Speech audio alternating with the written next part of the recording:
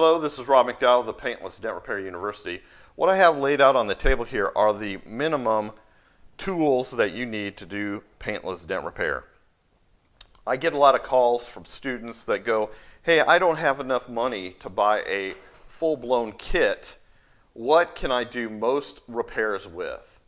So what I did is I looked through my collection of tools and said, if all my tools went away and I was on a budget, what are the tools that I absolutely have to have that I'm going to get with a PDR vendor or a manufacturer and order and have them overnighted in by 8:30 in the morning so that I can make sure that I am able to perform most of the repairs required in a daily life of a PDR professional.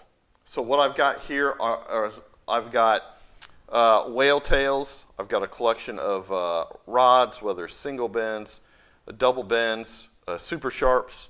I've got some brace tools. I've got a hook tool, a flag tool, slide hammer for glue pulling, mini lifter for glue pulling, and I've got an LED light. Make sure it's an LED light, not a fluorescent light.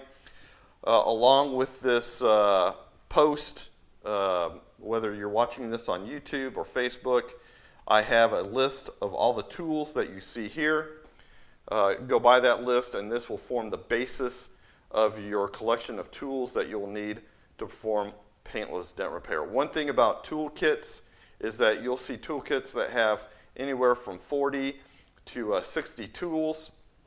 The reason why you have so many tools is because even though you can do most repairs with these tools right here, there's probably 20% of the repairs that you are unable to do with these tools that you'll need the rest of those tools to perform that 20% with.